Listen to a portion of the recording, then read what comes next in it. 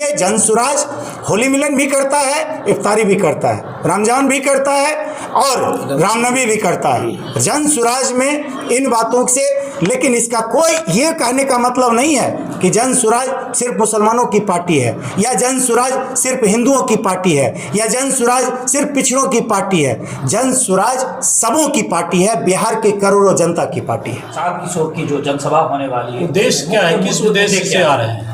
उद्घोष कार्यक्रम का उद्देश्य ही है बिहार के 38 जिलों में जा करके जनसुराज की बातों को जन जन तक पहुंचाना। पहली बात, जनसुराज की भावनाओं को आपके माध्यम से जन जन तक पहुंचाना। और प्रशांत किशोर जी जो जनसुराज उद्घोष कार्यक्रम के सिलसिले में 24 तारीख को बेगूसराय उनका आगमन हो रहा है। ये पार्टी बनने के बाद पहली बार उनका आगमन बेगूसराय में हो रहा है। हम आपके माध्यम से बेगूसराय की क्रांतिकारी जनता से अपील करना चाहते हैं, प्रार्थना करना चाहते हैं कि जनसुराज के प्रणेता प्रशांत किशोर जी के भाषण को सुनने हुए और उनसे बातचीत करने के लिए बड़ी संख्या में लोग पहुंचे। हम उनसे अपील करते हैं, ये बेगूसराय का गर्व होगा, बेगूसराय इस क्रांतिकारी भूमिका में नंबर 1 पर आएगी। कितने लोगों के आने की संभावना है? प्रशांत किशोर जी के सभा में हम लोग 30,000 कुर्सियां लगवा रहे हैं उस सभा के ग्राउंड के हिसाब से, लेकिन हमको उम्मीद है कि करीब 40-50 हज़ार लोग जरूर पहुंचेंगे। आपके मुख्य मुद्दे क्या है? हम 5 संकल्प दोहरा रहे हैं। बच्चों के लिए गुणवत्तापूर्ण शिक्षा देने के लिए हम लोग प्रतिबद्ध हैं, उससे कहीं पर 1 इंच भी हिला नहीं जाएगा। दूसरी बात, युवाओं के जो मजबूरी का पलायन है, जिसके कारण वो पलायन कर रहे हैं मजबूरी में, उसको पूरी तरह हम रोक देंगे। और युवाओं को जो 18 साल से लेकर 50 साल के युवा माने जाते हैं, उनको इसी बिहार में रोजगार मुहैया कराया जाएगा, संसाधन भी दिया जाएगा, परिवेश भी दिया जाएगा और वो यहाँ से बाहर नहीं जाएंगे। तीसरा, वृद्ध के लिए जो आज 400 रुपया पेंशन है, जिसको झुंझुना के रूप में देखते हैं, उसको हम लोग मासिक 2,000 रुपया करने का वचन दे रहे हैं, वो प्रतिबद्धता के साथ निभाएंगे। चौथा, महिलाओं को, प्रत्येक महिलाओं को हम लोग सरकार बनते ही 7 लाख रुपया घर में पहुंचा देंगे। कैसे पहुंचाएंगे? बैंक के माध्यम से पहुंचाएंगे, 4% के ब्याज पर पहुंचाएंगे। और जब महिलाओं के पास 7 लाख रुपए का संसाधन पहुंचेगा तो आर्थिक समृद्धि होगी और महिला सशक्तिकरण उस रूप में, आर्थिक रूप में भी पूरा होगा। 5वां, किसानों के लिए हम लोग किसान को मुफ्त का मजदूर मुहैया कराएंगे। और मुफ्त का मजदूर जब होगा तो किसान करीब 2,000, 2,500, 3,000 रुपया प्रतिदिन मजदूरी देने में अक्षम होने के कारण जो खाने की खेती करते हैं और कमाने की खेती नहीं करते हैं, वो नकदी की खेती स्टार्ट कर देंगे और उनमें समृद्धि आएगी। उसका जो लाभ होगा वो किसानों का होगा। इसलिए किसान को हम लोग कमजोर नहीं, कीमती बनाने का संकल्प लेकर के आगे बढ़ रहे हैं। इन संकल्पों के साथ जनहित से जुड़े हुए जितने भी मामले हैं, जिसमें मुख्य रूप से भ्रष्टाचार है, जो कि ब्लॉक लेवल और पुलिस स्टेशन के लेवल तक खत्म हो जाता है, उसमें सरकार का पैसा खर्च नहीं होता है, बल्कि सरकार की नीयत की बात होती है, नीति की बात होती है, जिसके कारण से भ्रष्टाचार दिनों दिन बढ़ता ही जा रहा है घटने की बजाय। हम लोग जीरो टॉलरेंस के साथ जनहित के सभी मामलों को सुलझाने का प्रयास करेंगे। क्या लगता है 2025 में जनसुराज गठबंधन भी करेगी किस पार्टी से? बिल्कुल नहीं, जनसुराज 243 सीट पर अकेले चुनाव लड़ेगी, ये हम भी कह रहे हैं और प्रशांत जी बार बार इस बात को दोहरा रहे हैं। कहीं कोई शक नहीं होना चाहिए, उसमें से 243 सीट में से 40 सीट पर, कम से कम 40 सीट पर महिलाएं लड़ेंगी, जो कि महिला सशक्तिकरण का एक पूरे देश में बेहतरीन उदाहरण होगा। 40, कम से कम 40 सीट पर मुस्लिम समाज से लोग लड़ेंगे और ओबीसी समाज से लोग 70 सीट पर लड़ेंगे।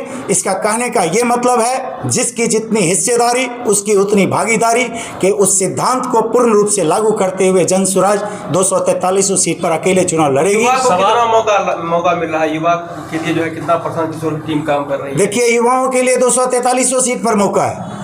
अगर युवा, चाहे वो महिला वर्ग के हों, मुस्लिम वर्ग के हों, ओबीसी वर्ग के हों, किसी भी समाज के हों, तो सारे युवाओं को पूर्ण रूप से मौका है। प्रशांत किशोर जी खुद ही 48 साल के हैं, हमारे जैसे लोग उनके साथ जो जुड़े हुए हैं खुद ही 48 साल के हैं। साहब मलिक सर जो कि बेगूसराय के अभी प्रभारी हैं और मुंगेर से चुनाव भी लड़ने के लिए लड़ रहे हैं, अभी संभावित प्रत्याशी हम बोल सकते हैं, लेकिन ये चुनाव लड़ेंगे।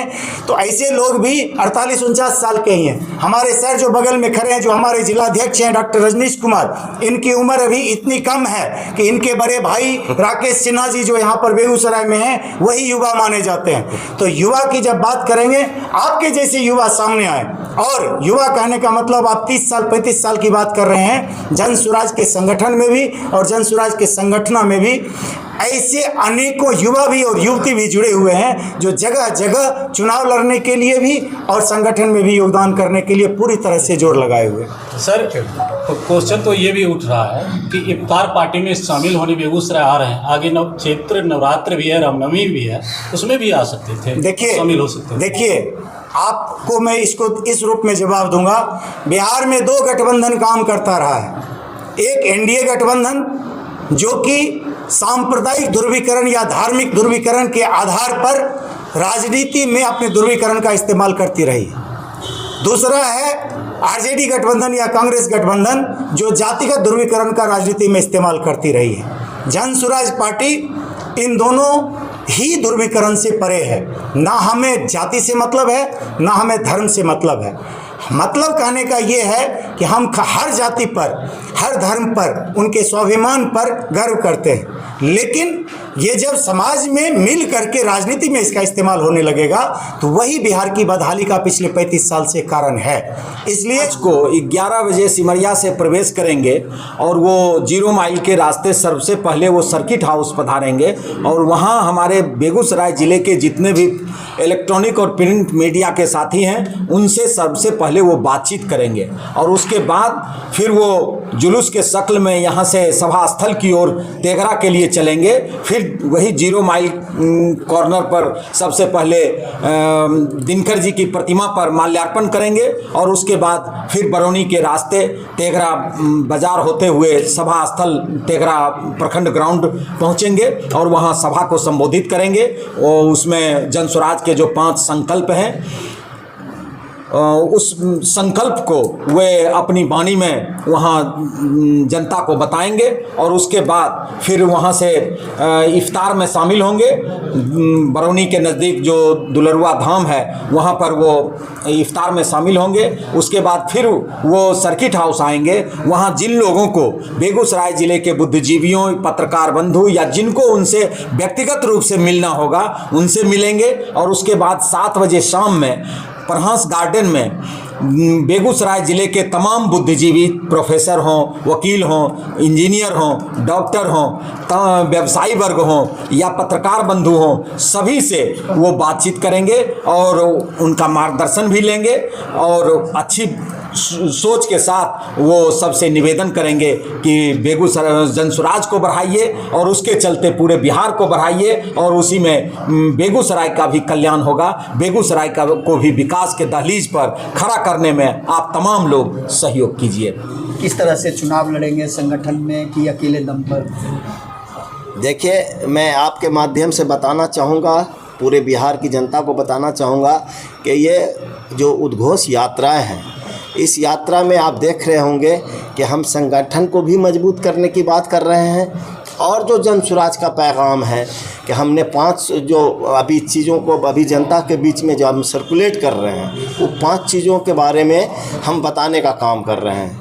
और निश्चित तौर पे 2025 का विधानसभा जो चुनाव होगा वो निश्चित तौर पे कहीं शक शोभा आप नहीं करें, हम आपके माध्यम से दावे के साथ कह सकते हैं कि हम 243 सीटों पे लड़ेंगे और जिनकी जितनी भागीदारी होगी उनके हिसाब से हम लोग उसकी हिस्सेदारी भी दे रहे हैं। और तमाम पार्टियां जो जात के नाम पे, धर्म के नाम पे, समीकरण के नाम पे जो राजनीति करती रही हैं, अब आने वाले 2025 में ये व्यवस्था को भी हम लोग ख़त्म करने जा रहे हैं ताकि हम जब तक समाज खड़े नहीं होंगे इस सब चीज़ों से ऊपर, तब तक हम बिहार का भला नहीं कर पाएंगे। चलिए, ठीक है।